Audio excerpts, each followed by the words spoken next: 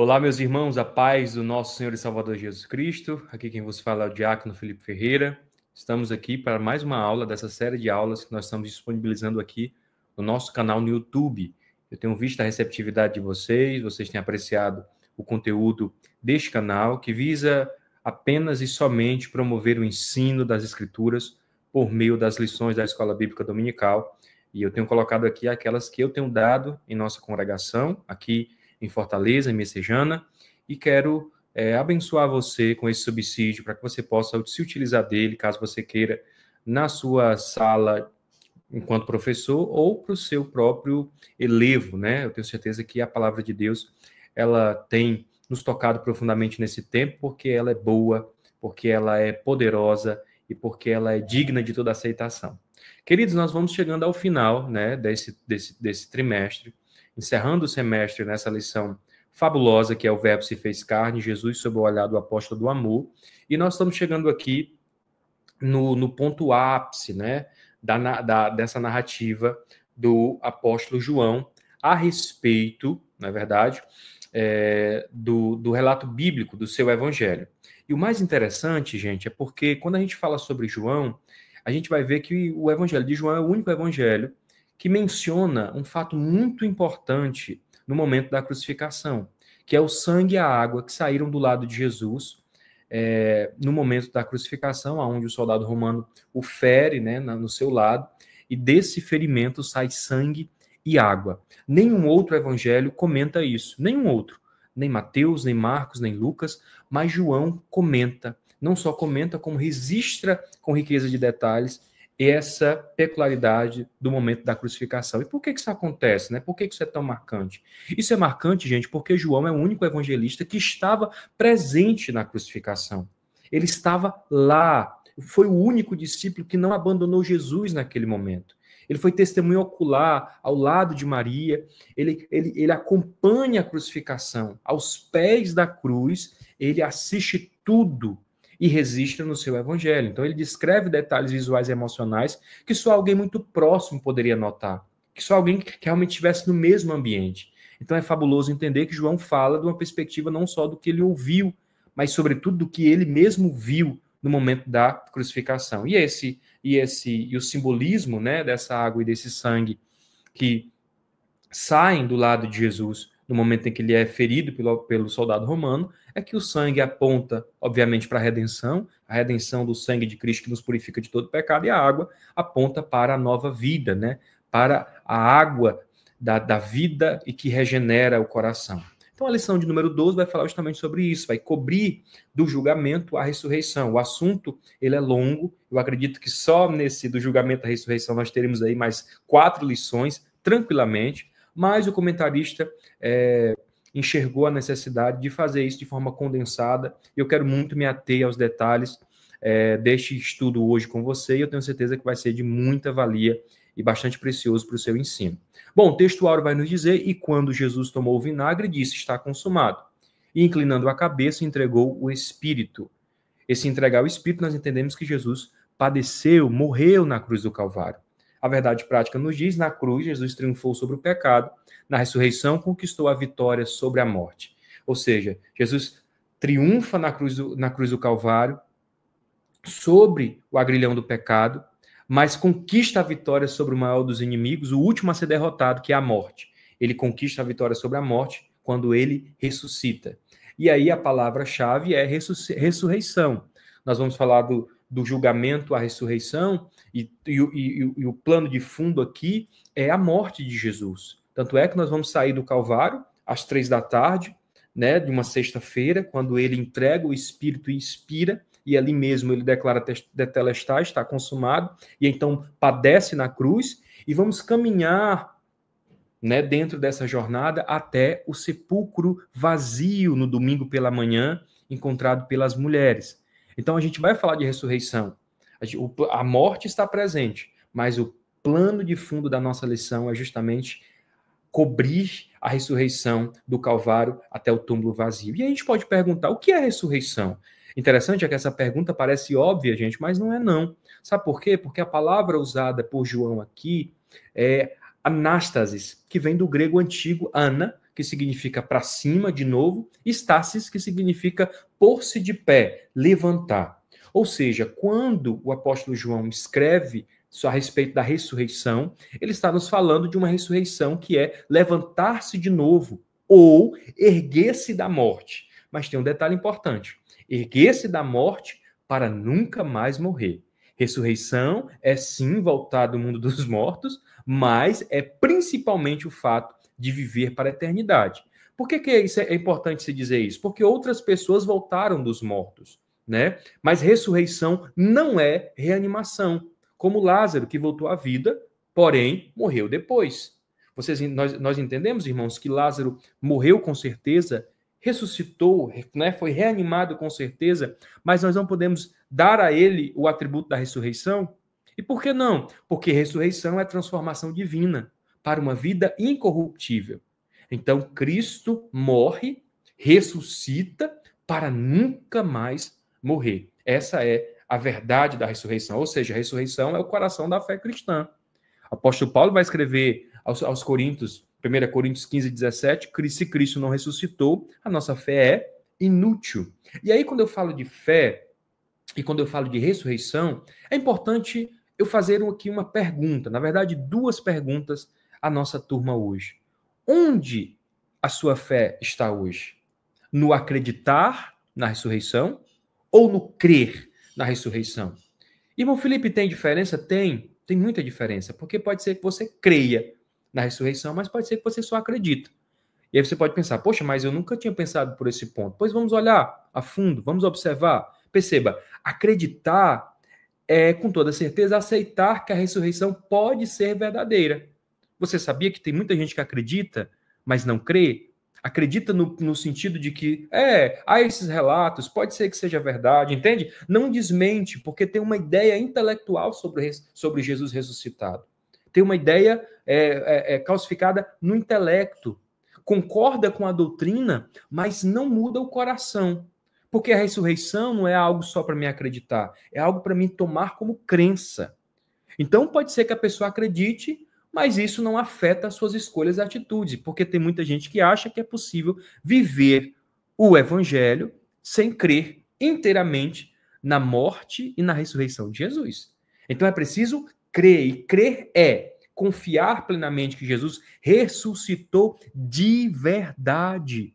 É viver como alguém que já experimentou essa nova vida. É deixar a ressurreição transformar o nosso medo e as nossas dúvidas. João 20, 29. É quando ele responde a Tomé: você crê porque você tocou? Bem-aventurado aqueles que não viram, nem tocaram, né? Não viram, mas creram. Então, fazer da ressurreição a base da nossa esperança, do nosso dia a dia, quando nós acreditamos na ressurreição do Cristo ressurreto, gente, a nossa vida é diferente. Ou seja, acreditar é saber sobre a ressurreição. Muita gente sabe, mas crer é deixar a ressurreição mudar a nossa vida, mudar a sua vida. E aí a gente pode pensar em que momento, né, a ressurreição pode mudar a minha vida. Olha, eu apontaria o principal deles, o maior medo humano, o medo da morte.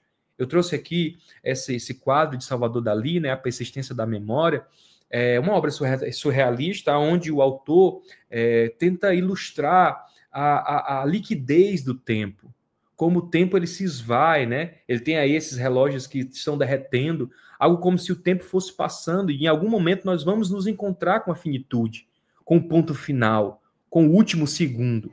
E o maior medo, então, é revelado, o medo dessa morte, o que tem depois dela, o que acontece depois dela. Isso é interessante, gente, porque a morte é uma realidade que assusta todos nós.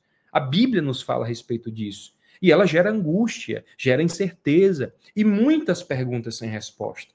Não sou eu que estou dizendo, são os textos bíblicos. É a palavra de Deus. Porém, a promessa da ressurreição traz esperança e vence o medo. A ressurreição, ela traz para nós o sentimento de que a morte não é o fim. Na verdade, ela nunca foi o fim. Não para aqueles que estarão com Cristo no último dia. Então, quem crê em Jesus não precisa mais temer a morte, porque a vida eterna começa agora. Eu gosto muito desse sentimento, de para aqueles que creem em Jesus, a vida eterna já começou. Ela já existe, ela já está aqui. Nós já estamos vivendo eternamente, porque a morte é só um percalço nessa nossa jornada em direção à eternidade. Então, quando nós não cremos, nós não acessamos a vida nova. E por que não, irmão Felipe? Porque a fé é o único caminho para receber vida eterna. Só é possível se relacionar com Deus por intermédio da fé. E sem fé, quando falta fé, o que sobra é o medo, é a dúvida que domina o coração, que maltrata a alma. Então essa descrença bloqueia essa ação do Espírito em nós. Quando nós não cremos, quando nós não conseguimos entregar, aleluia, a nossa vida com confiança em Deus, a descrença bloqueia essa ação. Porque sem crer vivemos só para o corpo. E se a gente vive só para o corpo, a gente não encontra paz verdadeira. Por que não? Porque o corpo é finito. O corpo é finito. Nós estamos sujeitos. Nós somos frágeis.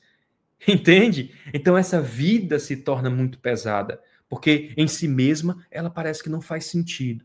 Porém, quando nós acessamos essa nova vida, nós conseguimos romper com essas descrenças. E aí, gente, a forma de romper com essas descrenças é simples, né? Número 1, confiar em Jesus. Confiar que ele morreu, ressuscitou, que ele está com o Pai, que Jesus está lá num corpo glorificado, um corpo como o meu, como o seu, morando na eternidade. Meu Deus, isso é muito profundo. E onde é que eu encontro essas informações, irmão Felipe? Na Bíblia. É preciso ler a Bíblia. É preciso ler a Bíblia e deixar que a Bíblia nos leia. E se a gente não tem fé, a palavra nos convida a pedir em oração. Como aquele pai que chega para Jesus a respeito do filho endemoniado e pergunta, Jesus, tu podes fazer? Jesus responde, tudo é possível ao que crê. E ele diz, eu creio, mas me ajuda na minha incredulidade. Ou seja, eu quero crer, eu desejo crer. Tu podes me ajudar. E quando a gente encontra a fé verdadeira, então a gente começa a viver por ela, viver pela fé. Então, esteja vivendo pela fé e esteja na igreja. Gente, estar na igreja não está nas redes sociais. Estar na igreja não é estar nos grupos de discussão teológica. Estar na igreja é estar congregando, é fazendo parte do corpo de Cristo. Essa eclesia que nos molda, que nos transforma. Então, esse processo é importante. Então, essas reflexões, elas chegam para nós. Como o medo da morte afeta a minha vida, afeta a tua vida? E como a ressurreição pode mudar isso? Bom, a resposta, ela começa a ser clareada que o medo da morte nos prende ao fim. Porque para aqueles que não creem na ressurreição e na vida eterna, a morte é o fim. Como diria o Ariana Suassuna, aquilo que iguala tudo que é vivo num só rebanho de condenados. Mas, para aqueles que creem na ressurreição, a ressurreição nos liberta para a eternidade. Aleluia. Então, a introdução vai nos dizer, nessa lição, iremos abordar a prisão, a condenação, a crucificação, a morte, o sepultamento e a ressurreição de Jesus. Estes eventos demonstram o cumprimento da missão do nosso Salvador. Toda a missão pode ser resumida na frase, está consumado. A obra de Cristo no Calvário e a sua ressurreição constituem a base da esperança cristã. Então, a cruz foi o preço, a ressurreição é a vitória.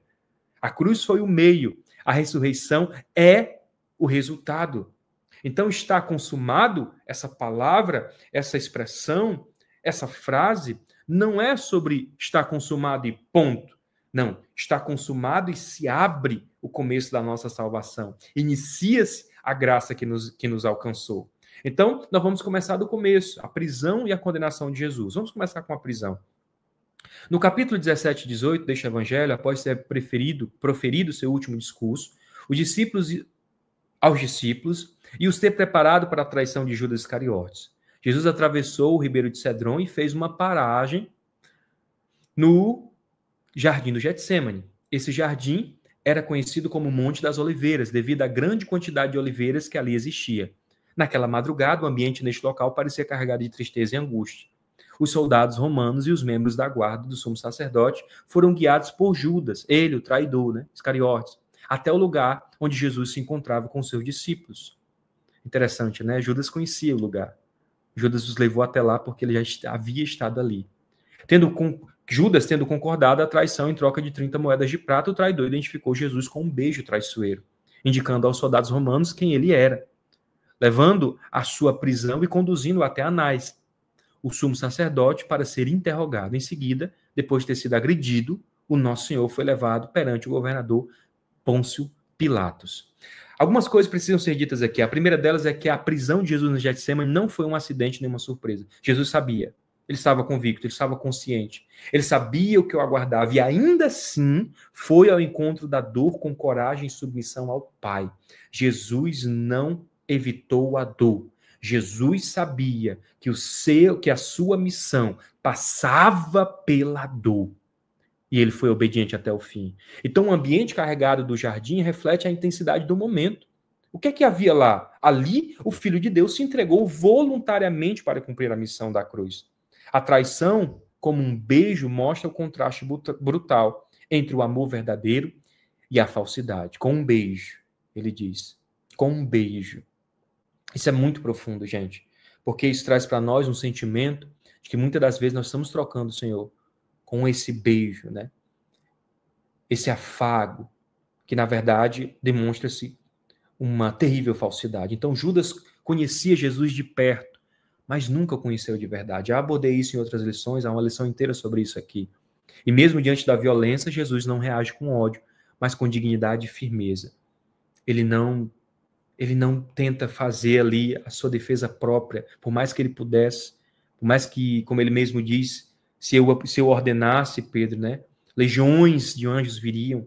Então a ida de Jesus a Anás e depois a Pilatos revela a manipulação política e religiosa daqueles que temiam perder o poder. Essas duas esferas estavam em rota de colisão. Mesmo assim, ele permanece firme, calado diante dos acusadores, porque sabia que a sua prisão era o início do nosso livramento. Então Jesus está deixando que a coisa aconteça, porque ele sabe que deveria ser daquela forma. Ele não está ali de forma apática, anêmica, mas ele está permitindo, aliás, ele está cumprindo a vontade do Pai para que tudo se cumprisse. Então o traidor o beijou e os soldados o prenderam, mas foi ele quem se entregou. Não foi Roma que matou Jesus. Não foi Judas que o entregou. Não, foi ele quem se entregou. Ele foi quem deu a sua vida voluntariamente por amor a mim, por amor a você. Então a cruz começou no jardim, quando o cordeiro decidiu não fugir. Ali no jardim, seus últimos minutos antes do início do seu algoz, do seu sofrimento, Jesus não foi vítima de um plano, gente. Jesus era o plano. Jesus não foi vítima do plano daqueles homens. Jesus era o plano para salvar os homens. Então, abre-se o interrogatório. De início, Pilatos questiona a acusação feita pelos judeus. Jesus foi detido durante a madrugada e ao amanhecer, depois de ter passado pela casa de Caifás, o sumo sacerdote, os judeus preferiram que a condenação viesse do governador Pilatos. Eles não queriam terceirizar, né, a culpa. E aí, assim, levaram Jesus até ele, apesar de este preferir que fossem os próprios judeus a julgar Jesus conforme as leis judaicas. Aí Roma também queria devolver o problema. Por sua vez, Pilatos, na tentativa de aliviar a pressão política dos judeus, cedeu à hostilidade deles e decidiu colocar Jesus ao lado de Barrabás. E aqui eu digo que passa o problema, não Cristo como um problema, mas a cena que foi construída. Pelo amor de Deus, entenda isso. Então último, era um criminoso notório, Barrabás, e escolheram libertá-lo, em vez de desistirem da crucificação de Jesus. O ódio religioso do povo era tão intenso que eles não conseguiam ver nada que pudesse impedir a condenação de Jesus. Gente, interessante porque nós temos dois julgamentos aí, não apenas um. Nós temos dois. Nós temos o julgamento religioso e nós temos o julgamento político, né? E há inconsistências muito severas nos dois julgamentos. E eu queria me ater a essas inconsistências aqui. Primeiro, do julgamento religioso que acontece no Sinédrio. Primeiro, Jesus é julgado de madrugada. Isso é ilegal, segundo a própria lei judaica. Inclusive, gente, isso é uma máxima até hoje. Se a Polícia Federal defragrar uma operação aqui, ela tem um horário para chegar na casa da pessoa. Na maioria das vezes, é sempre pela manhã, mas ainda assim tem um horário. Ela pode acampar lá fora. Mas pegar em suspense ali só com a luz do dia. Então, procuraram testemunhas falsas. Buscavam a verdade, não buscavam a verdade, mas um motivo para condená-lo. É interessante isso. Eles procuravam falsos testemunhos para materializar provas falsas a respeito do Cristo. Então, eles julgaram de forma parcial. já haviam decidido que Jesus devia morrer. Eles não estavam buscando ali um julgamento coeso, transparente, não. Eles estavam julgando ali apenas encontrar uma forma de executar o plano que eles já haviam desenhado. Então usaram blasfêmia como acusação, mas não havia prova real disso. Na verdade, não havia blasfêmia. E, no final, talvez o mais grave, na minha percepção, a tortura e a agressão antes da sentença final. Havia um desrespeito total à justiça ali, porque Jesus começa a sofrer, mesmo ainda sendo no início do seu julgamento. Então, gente, o Sinédrio buscava uma culpa. Aliás, o Sinédrio buscava um culpado, não a verdade. Porque a verdade estava ali, era Cristo. Mas eles enxergavam aquela verdade como culpa. Por quê? Porque a religião condenou a verdade, porque ela confrontava o seu sistema. É isso que a religião faz. Fez e continuará fazendo. Todas as vezes que a verdade confronta as práticas do sistema, que põe em xeque suas formas, suas metodologias, seus métodos, seus resultados, elas vão contra-atacar, lideradas pelo ódio para se manter na posição. O outro lado disso, tão parecido, tão próximo, é extraordinário isso, são quase irmãos, né, a religião e a política, talvez por isso está tão misturada essa realidade em nossos dias. Há inconsistências também no julgamento político, liderado por Pôncio Pilatos. Pilatos não encontrou culpa em Jesus.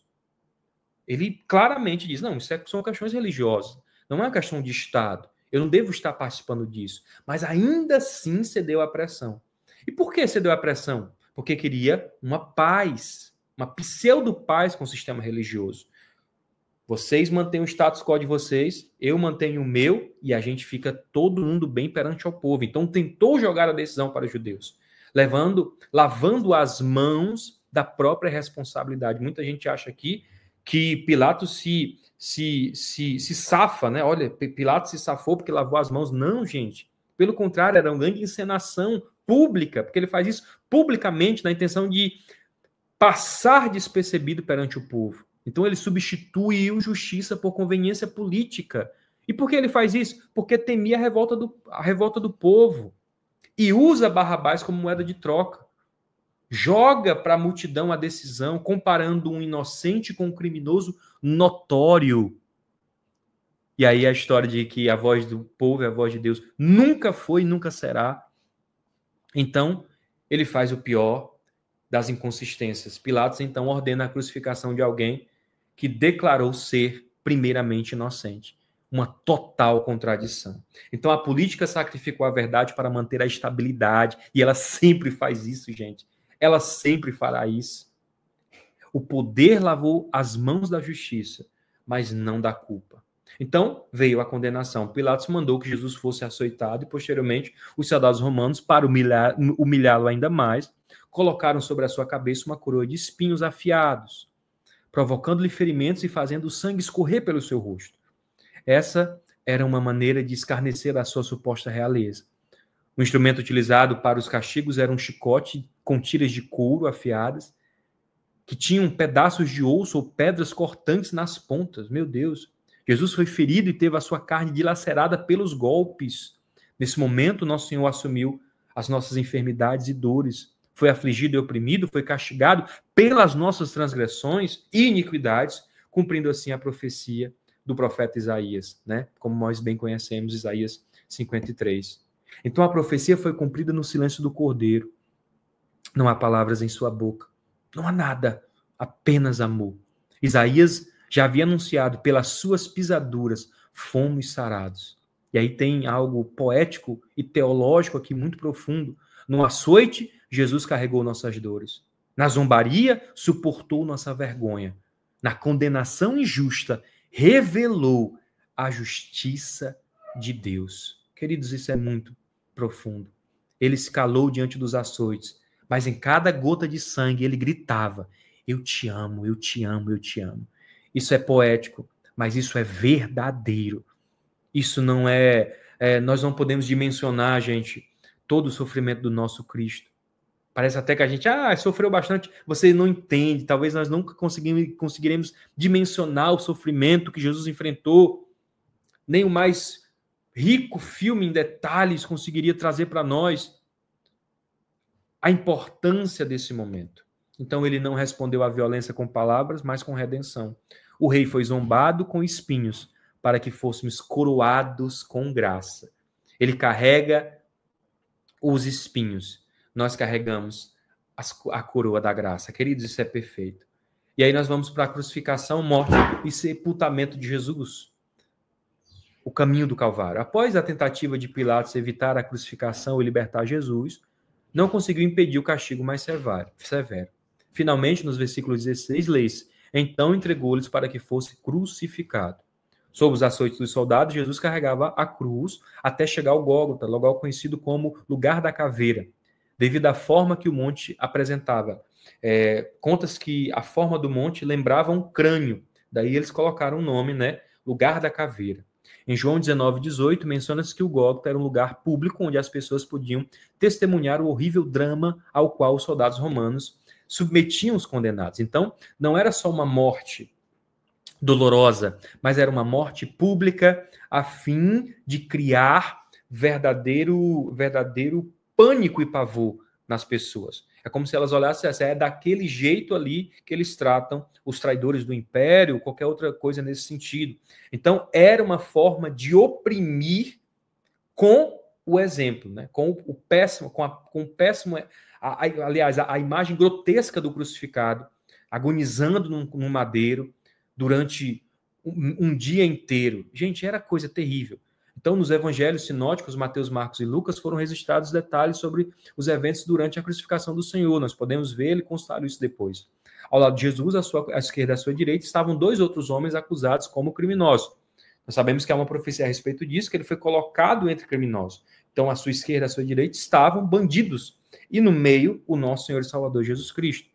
Sendo que Lucas narra o arrependimento de um deles, enquanto o outro zombava de Jesus. É curioso notar que o profeta Isaías também menciona isso anteriormente, no capítulo 53, afirmando que, como eu disse, foi contado com os transgressores. É interessante, gente, que a caminhada de Jesus até o Gólgota não foi apenas física, mas ela foi profundamente simbólica. Aquele que nunca pecou carregava não só o madeiro nas costas, mas o pecado nos ombros do mundo inteiro. Imagine esse peso. Imagine esse peso. Sabe quando você está assim preocupado, angustiado, e uma coisa está assim como se estivesse apertando o pescoço? Sabe quando você está assim se sentindo oprimido mesmo assim por uma questão, seja ela qual for, e você sente aquele peso no peito, como alguma coisa apertasse o seu peito? Agora imagina o nosso Senhor e Salvador Jesus Cristo. Não era só aquela tora de madeira que lhe serviria para crucificá-lo. Era o peso espiritual do pecado do mundo inteiro. Então o lugar da caveira se tornou o altar do maior sacrifício da história. João resiste o essencial. Jesus foi crucificado num lugar público, entre criminosos, exposto, rejeitado, humilhado, porém obediente até o fim. Jesus não fugiu da humilhação, da crucificação, porque ele sabia que a sua vida era a respeito da obra que o Pai havia escolhido. Então, contado com os transgressores para salvar os transgressores. Isso é importante. A presença dos ladrões cumpre a profecia de Isaías 53:12. Foi contado com os transgressores. Mas também revela 2 respostas humanas diante da cruz. Um se arrepende e crê, o outro endurece e zomba. Gente, vai ser assim até o fim, viu? Vai ser assim até o fim. Diante da cruz, nós sempre teremos essas 2 respostas. Aquele que reconhece a sua condição enquanto bandido, enquanto como é que eu posso colocar? O reconhecimento da sua culpa e se achega a Jesus e fala: se tu és o Filho de Deus, né? Lembra-te de mim, Senhor, lembra-te de mim, perdão. Lembra-te de mim, ou seja, reconhece. E o outro não, ele zomba, o outro zomba. Mesmo ali, diante da mesma circunstância, ele zomba de Jesus. Vai ser assim até o fim. Tanta gente vai assim até o fim. Diante da cruz, condenado, preso à sua cruz do pecado, ao lado do Salvador, ele escolhe zombar, mas o outro escolhe se arrepender. Então, ali no meio da dor, Jesus oferece perdão. Mesmo pregado, ele continua salvando. Mesmo pregado, continua pregando, né? A cruz se torna o trono da graça, onde até o último pode encontrar redenção. Então, até o último segundo, até o último momento, até o último instante, Jesus estava fazendo aquilo para o qual ele foi enviado, pregando arrependimento, salvando as vidas. Então, Jesus foi contado com os culpados para que os culpados fossem contados com os santos. Foi por causa dele que se fez pecador, que eu e você, verdadeiros pecadores, fomos santificados. Toda glória a Jesus por isso. Então, a missão foi encerrada ali. Como homem, Jesus experimentou a sede, que foi a sua última necessidade humana. Antes de morrer, ele diz, tenho sede. A sua sede física foi momentaneamente aliviada por uma esponja que não continha água, mas vinagre, oferecida pelos soldados romanos. Ao pedir água para saciar sua sede, nosso Senhor tinha plena consciência de que a Escritura estava se cumprindo e que aquele momento final, como homem, já se aproximava. Assim, ciente de que a sua missão na Terra estava completada, não hesitou em proclamar a vitória do plano divino ao afirmar está consumado, no grego tetelestai, né? A obra de Jesus estava concluída, o seu grito não era de derrota, mas sim uma declaração da realização de uma tarefa confiada pelo Pai. Por que ele pede água? A gente pode imaginar, né? Primeiro, porque é uma necessidade humana. Ele pede água porque, enquanto corpo humano, que haveria de morrer instantes depois, ele está dizendo, até o final eu sou humano. Eu sou como qualquer um de vocês. Eu enfrentei esse fardo com este corpo, esta natureza que vocês a têm. Mas é claro que ele não foi encontrado nele pecado algum. Então, a água da vida sente sede. Já imaginou isso? Jesus, a água da vida, sente sede? Pois é, Jesus, a água da vida, que sacia a sede espiritual de todos, experimentou a sede física na cruz. Isso nos lembra que ele se fez totalmente humano, com fraquezas e necessidades reais. Quem morreu lá? Um homem, o homem de Nazaré. Ele morreu lá. Mas esse mesmo homem era também o Filho de Deus. Então, sua sede revela o preço do nosso pecado, que o fez beber o cálice da separação momentânea de Deus. Porque naquele instante, naquele momento, com todo o pecado do mundo sobre ele, o Pai o abandona. Mesmo sendo a fonte da vida eterna, ele passou pela angústia da condição humana para nos alcançar. Queridos, isso é muito profundo. A água que dá vida sentiu sede para que nós nunca mais fôssemos sedentos. Jesus toma o cálice amargo para que nós pudéssemos desfrutar da água doce que corre da cruz sobre nossas vidas. Então, sua última vontade na cruz foi a sede da humanidade e o triunfo do amor divino. Toda a sede que nós sentimos, ela será saciada nele. Isso é maravilhoso. Então, após a sua morte, segue o sepultamento. No versículo 38, aparece um homem que admirava Jesus e era um discípulo discreto e reservado chamado José de Arimateia. Ele fazia parte do Sinédrio e era uma pessoa abastada. Devido ao temor que tinha dos judeus, mantinha-se afastado dos discípulos, mas conseguiu vencer esse medo ao reunir coragem para se dirigir a Pilatos e solicitar o corpo de Jesus para o sepultamento. A informação contida no texto sugere que o túmulo onde Jesus foi sepultado não ficava longe do Monte do Calvário.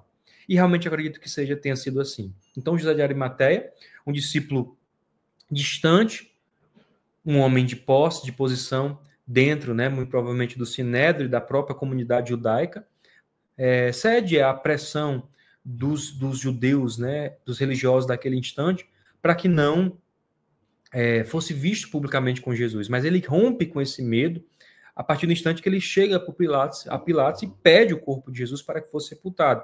Então, o corpo de Jesus é sepultado num sepulcro novo e muito próximo do monte. Eu acredito que tenha sido assim, irmãos, porque, de fato, conta-se que, na verdade, ele morre, né, às 3 da tarde da sexta-feira, e o Shabat começava já no entardecer daquele mesmo dia. Então, o processo de sepultamento ele é muito rápido, ele precisa ser rápido, porque eles não queriam infringir a lei, né? Não bastava mais essa infração. Então, eles fazem o processo muito rapidamente.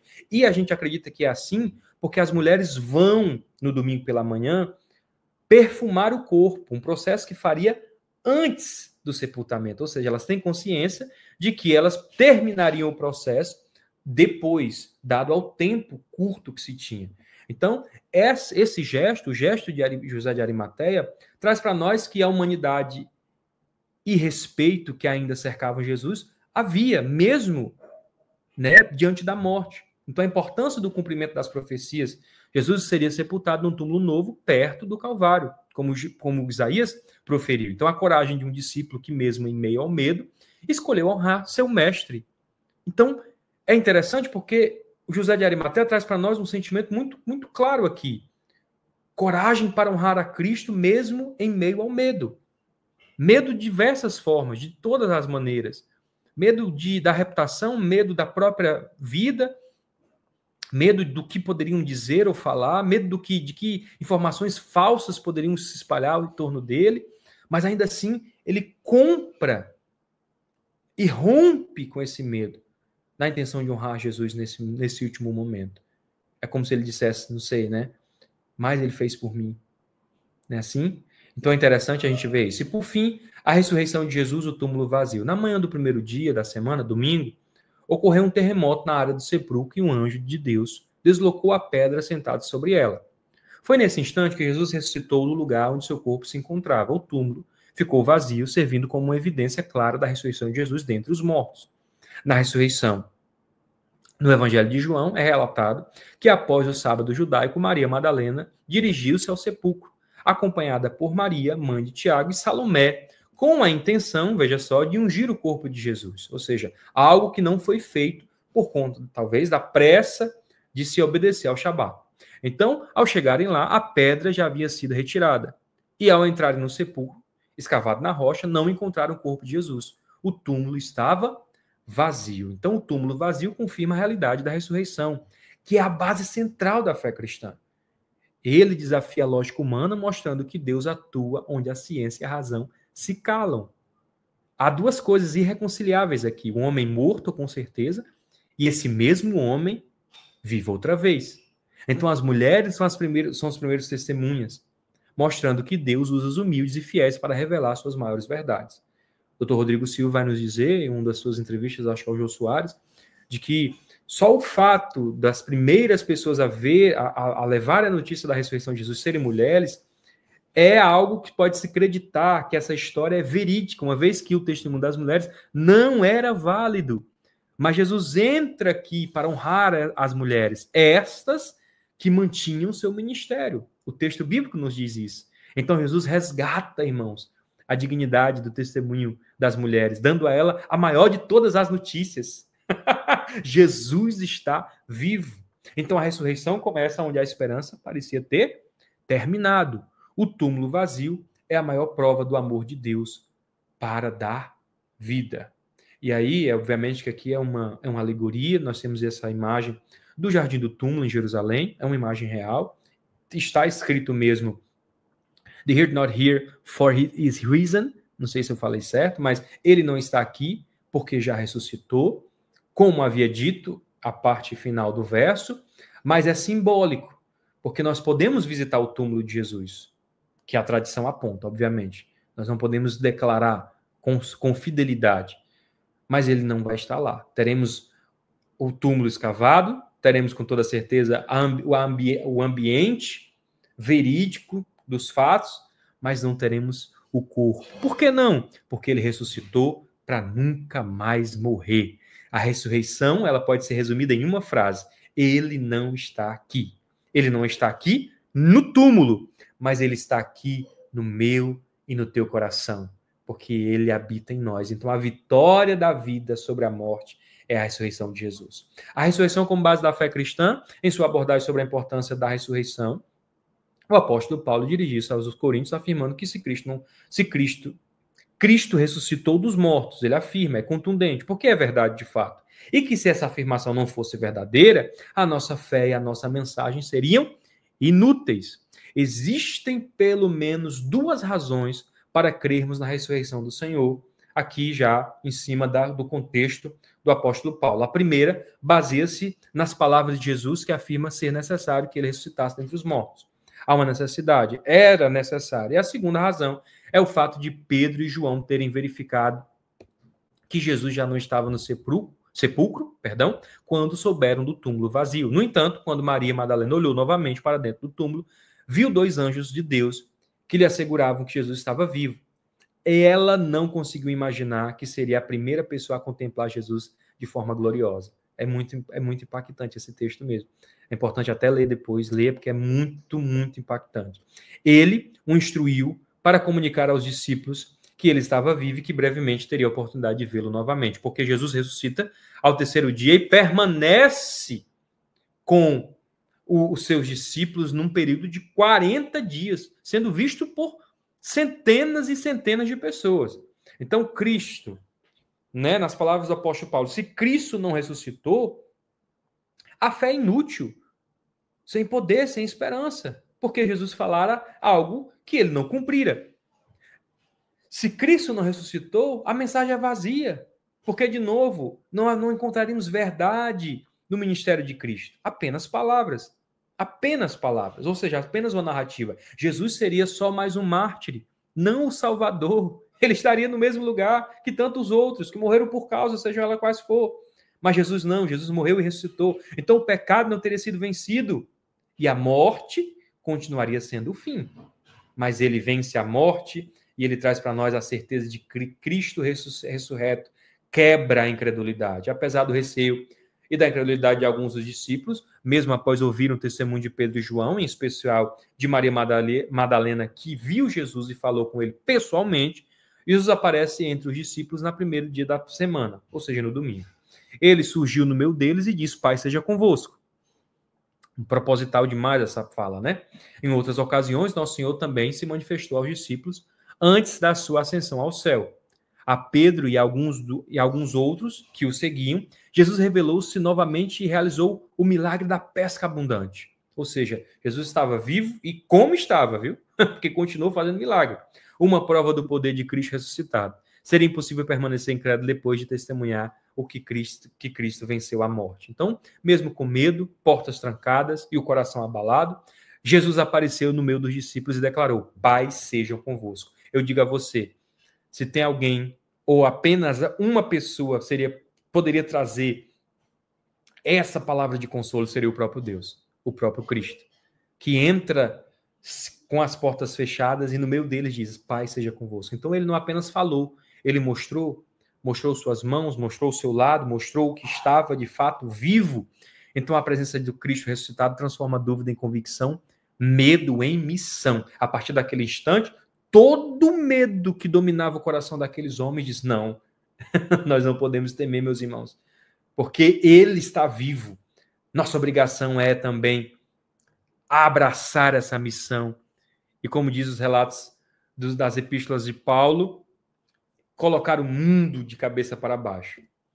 Então, vamos resumir aqui as conclusões da nossa lição e a gente encerra aqui mais essa aula da nossa EBD. Ressurreição, o que é? É a vitória real de Cristo sobre a morte, um novo começo, em um novo corpo, com vida eterna. Jesus ressuscitou para nunca mais morrer. Por quê que a ressurreição existe ou foi precisa? Para confirmar que Jesus é o Filho de Deus, cumpridor das Escrituras e vencedor do pecado e da morte.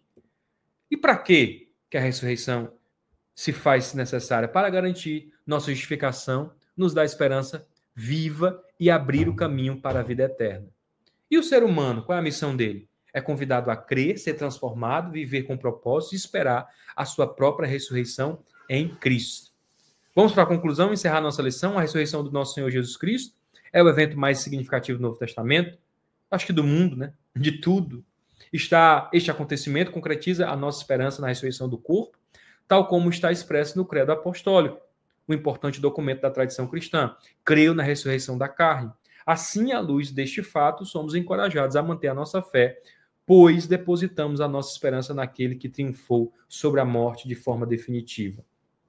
E aí, repetimos de novo a verdade do Evangelho que diz: a ressurreição de Cristo é a garantia da nossa própria ressurreição. Porque ele vive, posso crer no amanhã. Porque ele vive, eu também viverei. porque ele ressuscitou, um dia nós também ressuscitaremos com Cristo. Que Deus em Cristo te abençoe e que você seja de fato abençoado por essa verdade. Oro para que essa lição não apenas fale ao teu intelecto, mas toque o teu coração. Que Deus em Cristo nos ajude a manter os olhos nele, no Cristo ressuscitado, que nos promete diariamente de que será assim também com todo aquele que crê e for fiel até o fim. Que Deus em Cristo te abençoe. Um forte abraço e toda glória a Jesus.